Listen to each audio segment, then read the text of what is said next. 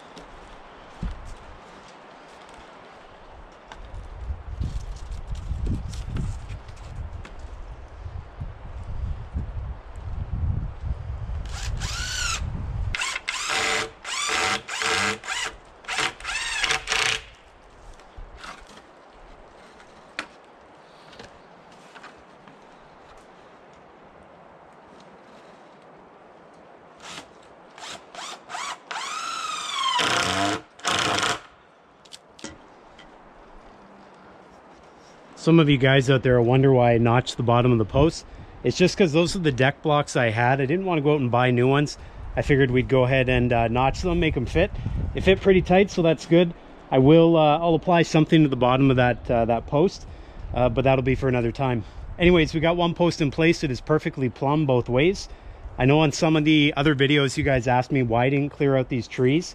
The main reason I didn't clear them out was because I didn't want to have a stockpile of logs here that I wasn't going to get to, and they were going to sit here too long and then bugs were going to get into them. That was the primary reason.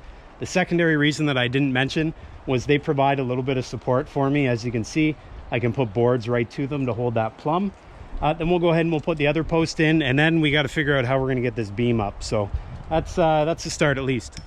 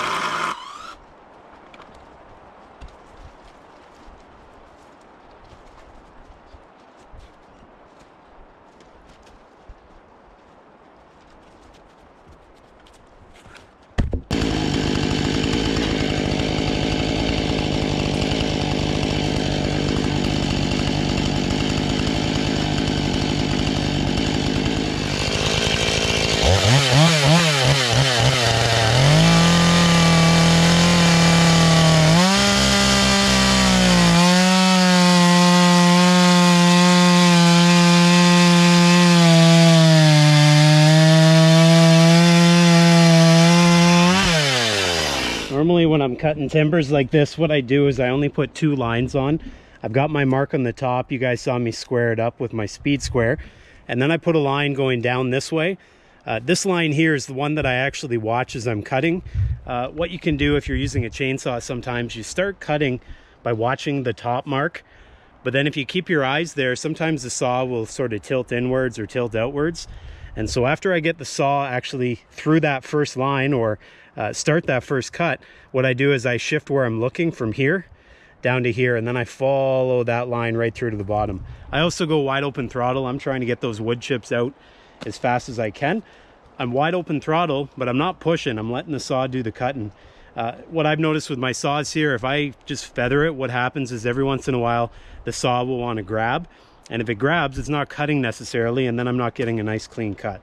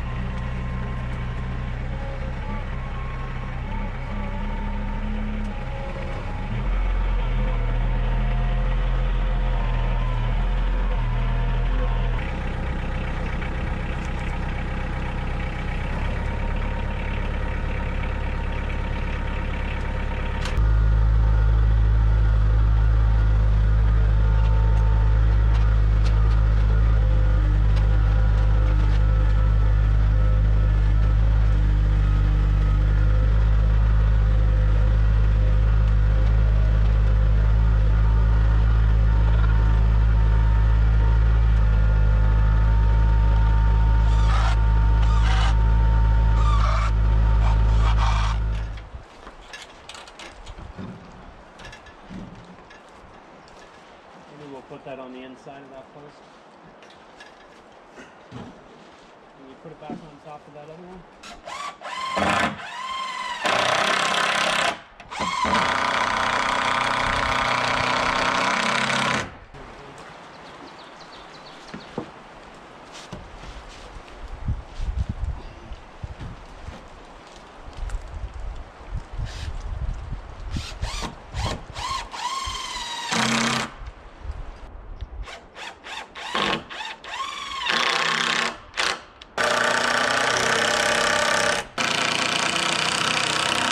All right, guys, well, I'd say we made some pretty good progress. Obviously, by where the sun is in the sky, it's no longer the morning. It has taken a bit of time.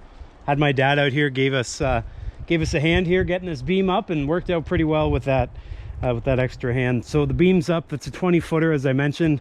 Definitely very, very heavy. Luckily, I've got the tractor. You would have seen me actually flip the forks over on the tractor. That's something that I learned from you guys. So I do listen when you type those comments and suggestions. I do listen because they do help me, so thank you for that. Got the beam up in place. That thing is green. It's only like a week and a bit down on the ground, so very, very wet. What we're going to do next is I've already gone ahead and scribed where the rafters are going to go, so I know what the cuts have to be. And at this point, I normally figure out whether I'm going to make the cuts out here with my circular saw or whether I'm going to head back to the shop and make the cuts there. But at this point, I'm looking at all the lumber around here. I do not want to transfer it all the way through the woods, and I don't want to go and get all the equipment. As you guys know, I don't have electricity out here, so that would involve a generator and my saw and all that. I don't want to do that. So what I'm going to do, I'm going to make this a 100% chainsaw build.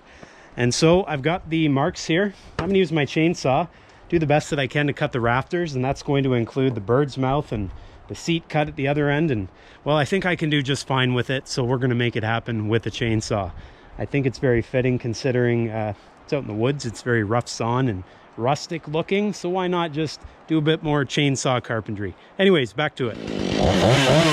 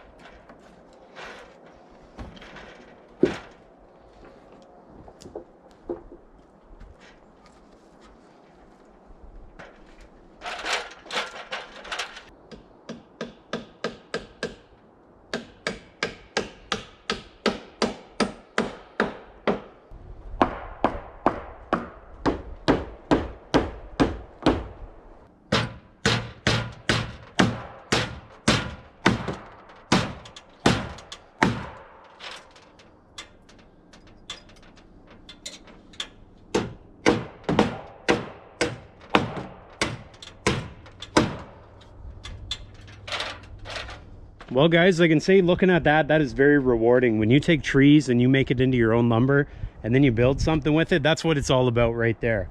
So I got a fair bit done here today. I'm pretty happy with it. We got the rafters up overhead. I got the beam up with some help from my dad and the tractor, obviously. We got the posts up. I put some temporary bracing on there.